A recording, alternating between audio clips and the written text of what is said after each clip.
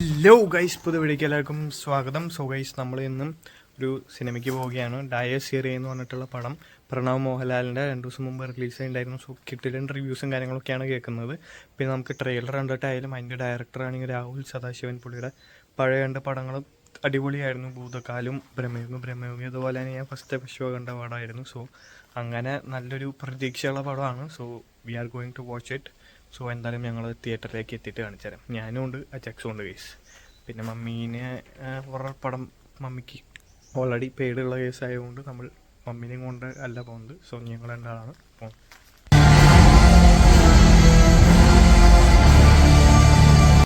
So guys, നമ്മളങ്ങനെ D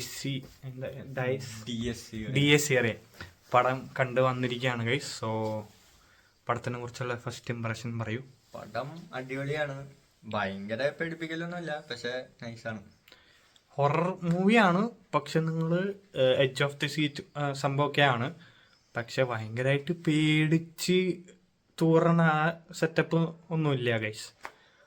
പിന്നെ ഈ സിനിമയുടെ ഡയറക്ടർ മറ്റേ ബ്രഹ്മയുഗം ഭൂതകാളൊക്കെ എടുത്ത ആ ഒരു സ്റ്റൈലിലും കുറച്ചുകൂടി സംഭവങ്ങൾ ആഡ് ചെയ്തിട്ട് പുള്ളി എടുത്ത് വച്ചിരിക്കുന്നതാണ്.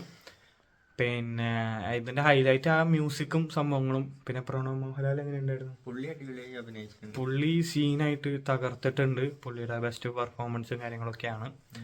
പിന്നെ അഭിനയിച്ച എല്ലാവരും തന്നെ തകർത്ത് അഭിനയിച്ചിട്ടുണ്ട്.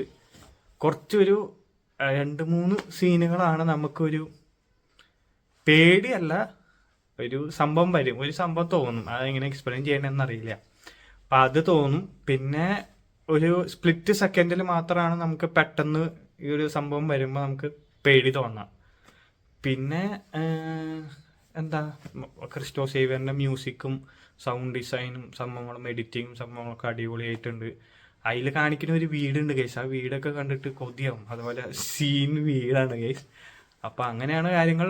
ഭയങ്കരമായിട്ട് പേടിച്ച് നമ്മൾ ഇതാവുന്നൊന്നും പേടിച്ചാരും കാണാൻ പോവാതിരിക്കൊന്നും വേണ്ട.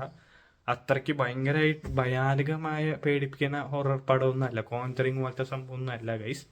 ഒക്കെ പോയി കാണാൻ പറ്റുന്ന ഒരു പടമാണ്. പിന്നെ സജസ്റ്റ് ആണ്, കുട്ടികളൊന്നും ഉണ്ട് കാണാൻ പോകരുത്.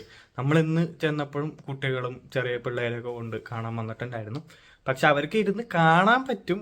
പക്ഷെ അവരെപ്പോഴൊന്നും ഇങ്ങനത്തെ സംഭവങ്ങൾ കാണിക്കുന്നതിനോട് വലിയ താല്പര്യമൊന്നും ഇല്ല അല്ലേ? കുറച്ച് ഇതായിട്ടുള്ള ബ്രൂട്ടലായിട്ടുള്ള കുറച്ച് സംഭവങ്ങളൊക്കെ ഉണ്ട്. അതൊന്നും കാണിക്കാണ്ടിരിക്കുന്നതാണ് നല്ലത്.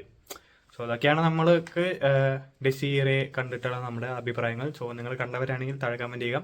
ഇല്ലെങ്കിൽ ഒരു നല്ല അടിപൊളി തിയേറ്റർ എക്സ്പീരിയൻസ് ആണ്, പോയി കണ്ട് ആസ്വദിക്കേണ്ടതാണ്. ഒരു അടിപൊളി പടമാണ്.